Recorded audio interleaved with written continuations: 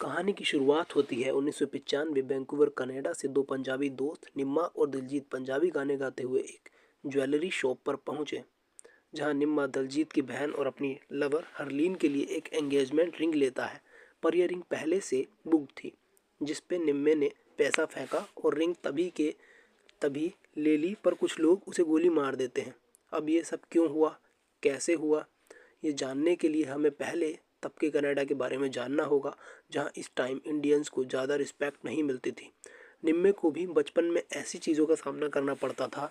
गोरे लड़के उसे तंग करते थे। निम्मे की इस बात पर उनसे लड़ाई हो गई, जिसके बाद उसके पिता ने भी उसे डांटा कि हमें अब यहीं रहने के तरीके ढूंढने होंगे।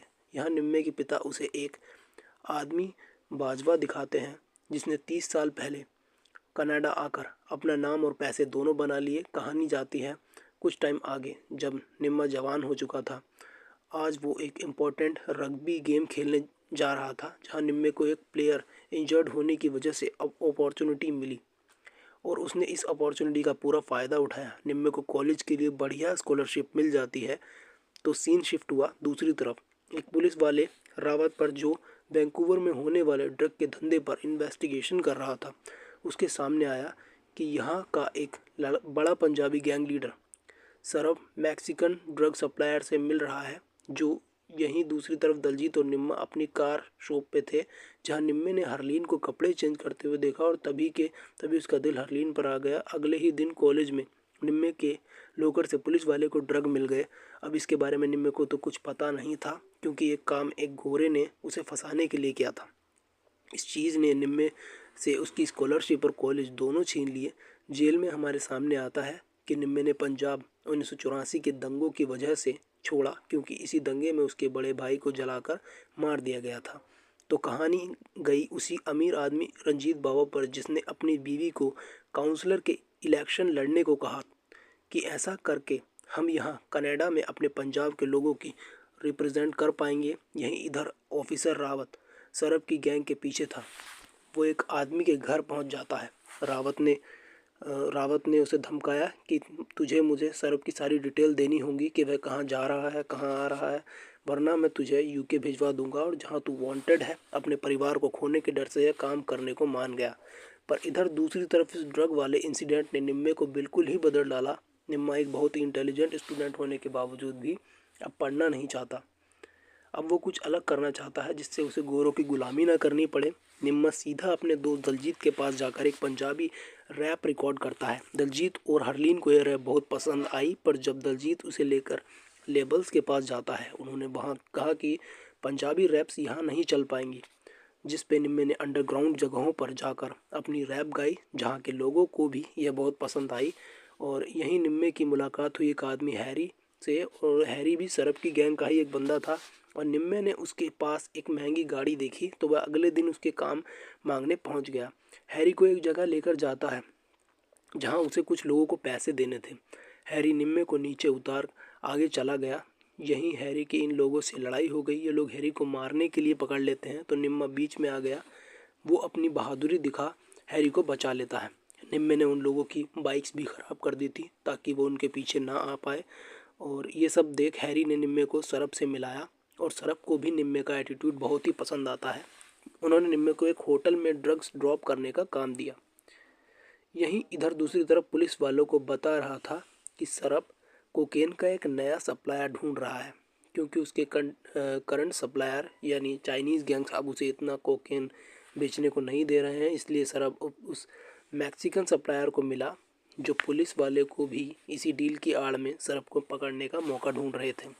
एक पुलिस वाले को निम्मे के उस होटल वाले काम के बारे में पता लगा, तो वो लोग होटल में पहुंच गए। यहाँ निम्मे ने जिस आदमी को ड्रग्स देने थे उसे सिर्फ बातें करता है, साथ बैठे शराब पीता है। इस आदमी को भी कुछ समझ नहीं आया, तो बाहर निम्मे को पुलिस वाले ने पकड़ लिया।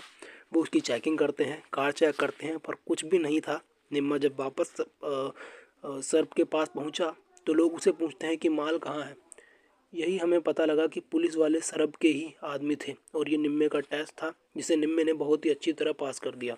दरअसल उसने सारा ड्रग एक केक के अंदर डाल उस आदमी के होटल में ही पहुंचा डाला था, जो होटल वाले ने उस आदमी को दिया। सरब ये सब सुन खुश हो जाता है। उसे निम्मे की परख कर उसे और काम देने शुरू कर दिए। तो निम्मा भी गोरों के बीच सरब की रिस्पेक्ट या उन्हें उसका डर देख रहा था। यह पहली बार है जब गोरे किसी देसी की बात मान रहे थे। यही दूसरी तरफ बड़े बड़े कनाडियंस बाजवा की बीवी को सपोर्ट करने से कतरा रहे हैं। उनका मानना था कि यह देश सिर्फ कनाडियंस ही चलाएं तो अच्छा है। तो सीन शिफ्ट हुआ रावत पर, जिसने अपने सीनियर को से मिन्नतें करके सबर पर एक स्टिंग ऑपरेशन करने की परमिशन ली, क्योंकि इधर चाइनीज़ गैंग्स सरब को माल सप्लाई करने में देर कर रहे थे, जिस वजह से उसे जल्दी से जल्दी मैक्सिकन सप्लायर से डील पक्की करनी होगी। पर मैक्सिकन सप्लायर ने कोकेन के बदले में हीरोइन मांगा, जो सरब को पहले वो जुगाड़ होगा और यही आता है, जिससे सरब को कहा कि मेरे पास हीरोइन सप्लाई करने वाला एक बंदा है। यह बंदा बनकर सरब से मिलने एक पुलिस वाला जाएगा। पर हरलीन के साथ घूमते हुए निम्मा आ गया। वो इन लोगों से बात करते देख लेता है। निम्मा इतनी दूर से पहले तो कुछ समझ नहीं पाता। जब वो सरब के पास गया, यहाँ तो वो कहते सुनता है कि मैं अपने दोस्त को सीधा एयरपोर्ट से ही लाया हूँ, जिस पर निम्मे ने अपने लोगों को बता दिया कि आदमी सीधा एयरपोर्ट से नहीं आया।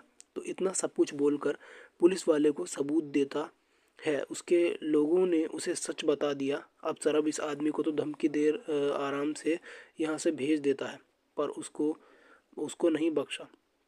सरब कहता है कि मुझे सब मंजूर है, बस धोखा नहीं। यहाँ सरब के साथ बॉक्सिंग की गेम खेलता है।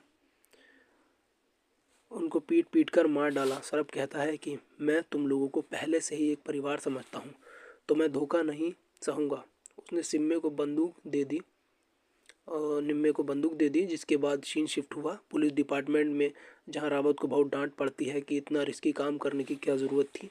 तो साथ ही साथ परिवार के बारे में सोच दुखी हो रहा था। यहीं अगले दिन उसकी बीवी भी उस पर गुस्सा हो गई कि तुम रात को पी कर क्यों आई यहाँ। तुमने सामने आता है कि रावत और रंजीत एक दूसरे के क्लोज फ्रेंड्स हैं। रावत ने रंजीत को अपनी इन्वेस्टिगेशन के बारे में बताया, जहाँ रंजीत के सुन एक मोमेंट के लिए शौक हो जाता है कि सरब की गैंग में रावत का एक आदमी था। कहानी शिफ्ट हुई सरब के क्लब में, जहाँ उसने मिलने एक लड़का नाश पटेल आया।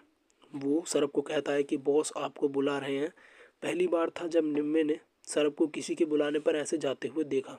यह बॉस और कोई नहीं रंजीत था, वही चाइनीज़ गैंग और सरब को मैनेज करता है। उसने उनकी लड़ाई सुलझा कहकर कि सरब मैक्सिकन से कोई डील नहीं करेगा और चाइनीज़ उसे बिना रुके माल सप्लाई करेंगे। सरब का काम पहले जैसा फिर से शुरू हो जाता है। वो लोग वैंकूवर के पोर्ट से पाइनएप्पल में डालकर ड्रग्स स्मगल करते थे। निम्मा भी अब ये सारा काम समझने लगा है। पर एक दिन उनका एक कस्टमर कहता है कि अब मुझे माल नहीं चाहिए, सेल कम हो रही है। जिस पर निम्मा बोला कि वह आदमी झूठ बोल रहा है। हैरी कहता है नहीं, ऐसा नहीं है। उन लोगों ने उस आदमी को चाइनीज़ आदमी से ड्रग्स खरीदते देख लिया। मतलब चाइनीज़ सरब की गैंग को बाईपास कर खुद डीलिंग कर रहे हैं। निम्मे ने हाथापाई में इस चाइनीज़ आदमी के पैर पर गोली मार दी, जिस पे चाइनीज़ लीडर वाओ गुस्सा हो गया कि गोली चलाने की ज़रूरत नहीं थी। पर सरब कहता है कि अगर ये चीज़ दोबारा हुई तो गोली पैर पर नहीं कहीं और लगेगी। सरब निम्मे के इस सभी कामों के लिए उसे एक नई गाड़ी भी गिफ्ट कर देता है। तभी जब निम्मा अपनी गाड़ी देख रहा था, कुछ चाइनीज़ लोगों ने सरब पर गोली चला दी। यहाँ तभी पुलिस का सायरन बज जाता है और निम्मा सरब को बचाने के लिए पुलिस की गाड़ी के आगे खुद आ गया। इस मौके का फ़ायदा उठा अब सरब तो निकल जाता है, पर पुलिस ने निम्मे को अरेस्ट कर लिया। दोस्तों, इस कहानी का फर्स्ट पार्ट हुआ यहीं पर ख़त्म। आगे की एक्सप्लेनेशन आपको मिलेगी नेक्स्ट पार्ट में। जो देखने के लिए वीडियो को लाइक और चैनल को सब्सक्राइब करना ना भूलें। अब हम मिलेंगे आपको नेक्स्ट वीडियो में।